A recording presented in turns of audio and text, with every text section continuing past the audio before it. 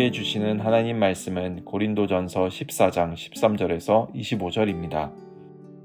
그러므로 방언을 말하는 자는 통역하기를 기도할지니 내가 만일 방언으로 기도하면 나의 영이 기도하거니와 나의 마음은 열매를 맺지 못하리라.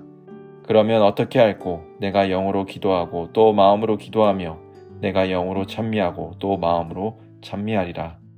그렇지 아니하면 내가 영으로 축복할 때에 무식한 처지에 있는 자가 내가 무슨 말을 하는지 알지 못하고 내 감사에 어찌 아멘 하리요.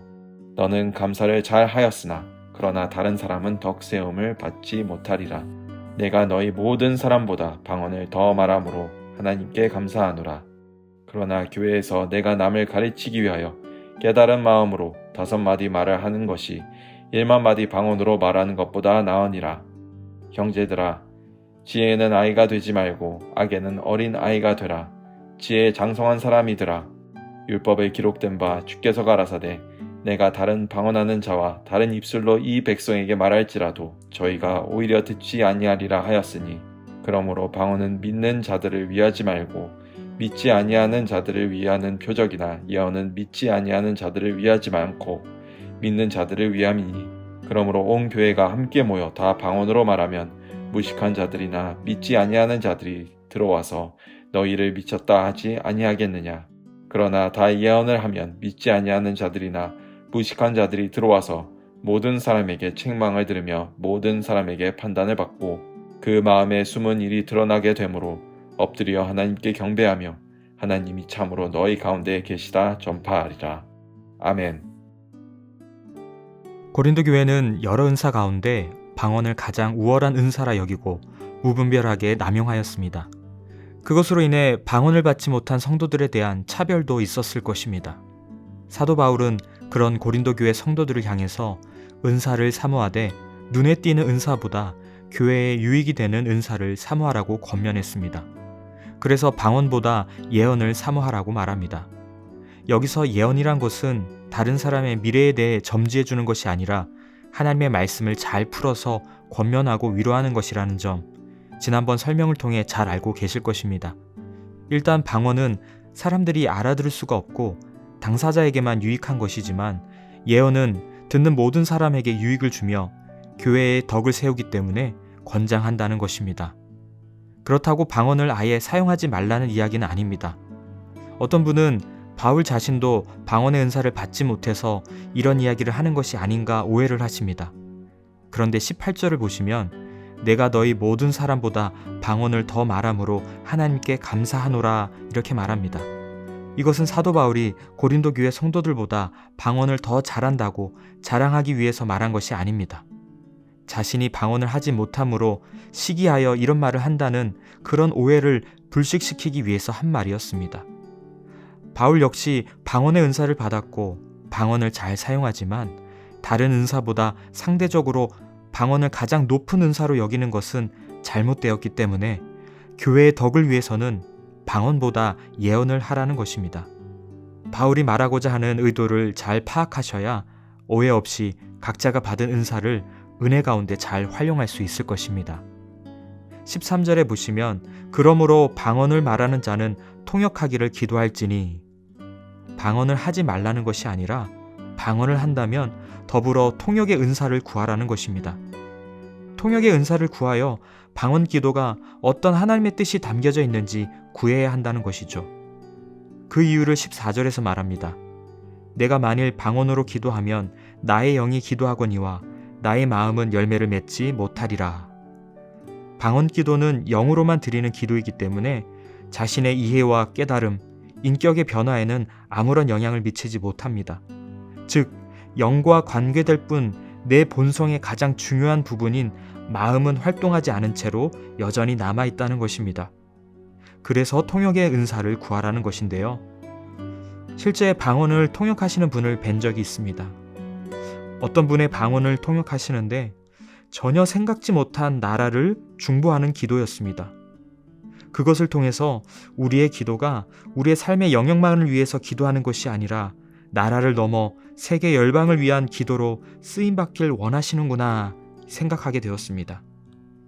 그런데 바울은 단지 방언을 할 때 통역하기를 구하면 된다, 이런 차원에서만 말하는 것이 아닙니다. 15절에 그러면 어떻게 할까? 내가 영으로 기도하고 또 마음으로 기도하며 내가 영으로 찬송하고 또 마음으로 찬송하리라. 여기서 영으로 기도한다는 것은 방언 기도를 말하고 마음으로 기도한다는 것은 마음속으로 기도한다는 것이 아니라 모두가 이해하고 깨달음으로써 인격의 변화를 가져다 주는 일반적인 기도를 말하는 것입니다. 또 영으로 찬송하고 라는 것을 보니 방언으로도 찬송했던 것 같습니다. 마음으로 찬송하라는 것 역시 우리가 모르는 영의 찬양이 아니라 일반적으로 부르는 찬송으로 하라는 것입니다.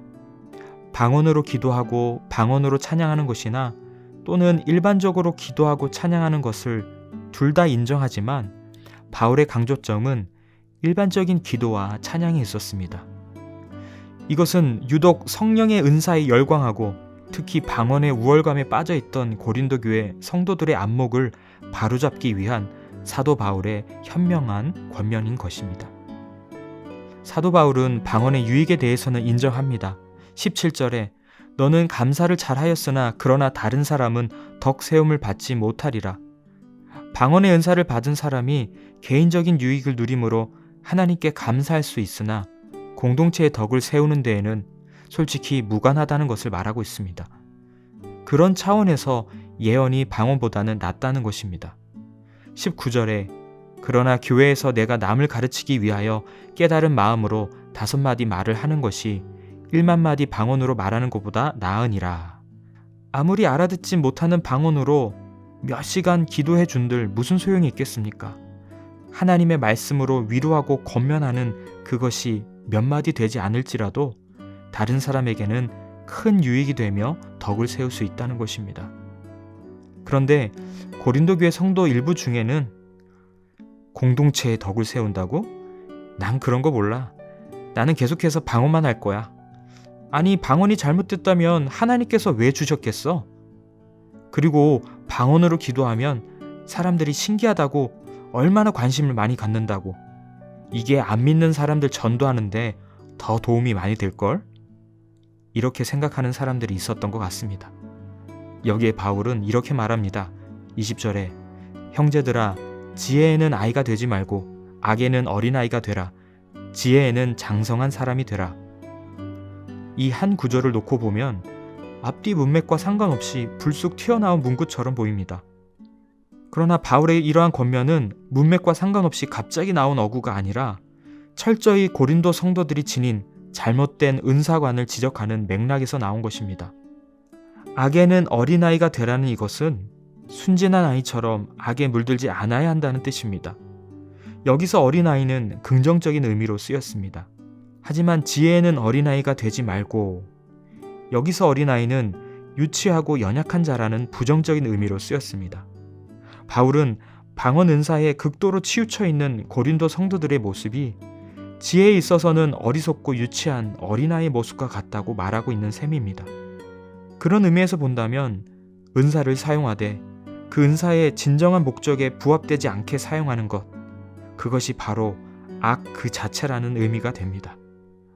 바울의 바람은 고린도 교회가 지혜에는 장성한 사람이 되는 것이었습니다. 즉 하나님의 지혜로 은사를 올바르게 분별하여 서로를 세워주는 공동체가 되길 원했던 것입니다.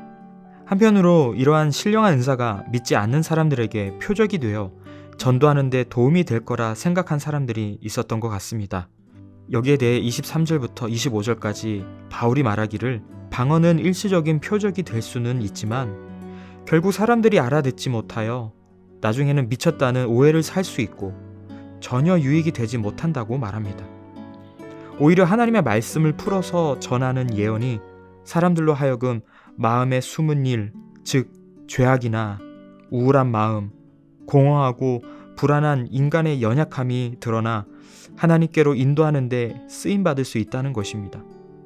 다시 말하면 한 영혼을 주님께로 인도하는데 방언보다 예언이 더 유익하다는 말입니다. 오늘 말씀을 듣고 우리가 몇 가지 생각해 볼 부분이 있습니다. 우리 가운데에도 방언을 하시는 분들이 계신 줄 압니다. 많은 분들이 오해하시는 것이 고신교회는 방언을 하지 못하게 한다는 것입니다. 분명하게 말씀드릴 수 있는 것은 이 방언에 대해서는 오늘처럼 말씀에 근거해서 가르치고 권면하고 있다는 것입니다. 방언 기도 하셔도 됩니다. 개인적으로 방언 기도를 통해서 하나님께 더 깊이 나아가는 영적 유익을 누리시기 바랍니다. 대신 공예배나 공식적인 다락방 모임, 기도회에서는 가급적이면 일반적인 우리말로 기도하시기 바랍니다. 뜨겁게 통성기도 하다가 방언이 나오는 것까지는 금할 수는 없을 것입니다. 그래서 공식적인 기도회에서는 미리 구할 기도 제목을 정하고 기도문을 작성해서 읽는 것이 좋습니다. 그렇게 같은 언어로 분명하게 기도하는 것이 더 큰 힘이 있고 함께 기도하는 우리 모두에게 은혜와 위로가 됩니다. 그리고 기도의 은사와 함께 하나님의 말씀으로 위로하고 권면하는 것을 함께 사모할 수 있기를 바랍니다. 이것을 위해서 담임 목사님과 부교역자들이 받은 은사로 여러분들을 섬기고 있습니다.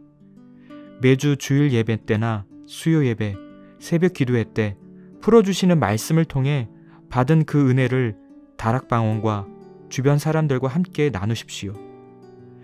그리고 이번 사랑주일에 작정하신 VIP들에게도 전해주시기 바랍니다. 하나님의 말씀과 그들의 생각이 다른 부분도 있겠지만 어느 순간 그들의 심령을 쪼개는 하나님의 말씀이 임하게 될 것입니다. 이것을 통해 우리 교회 가운데 하나님께서 살아계시다라는 그런 고백이 그들의 입술을 통해 나올 수 있기를 바랍니다. 더 나아가 각자 받은 귀한 은사를 개인의 유익뿐만 아니라 교회 공동체의 유익을 위해 은혜롭게 사용하여 주님이 보시기에 아름다운 교회 되기를 간절히 소망합니다. 오늘 이 아침에 말씀을 붙들고 기도하실 때 교회의 덕을 세우고 공동체의 유익을 위해 받은 은사를 사용하는 우리 모두가 되게 하소서 이렇게 기도하시고, 둘째, 사랑주의를 위해서 기도하실 때 VIP들이 담임 목사님의 말씀을 통해 복음의 비밀을 온전히 깨닫게 하소서 이 기도해 주시기 바랍니다.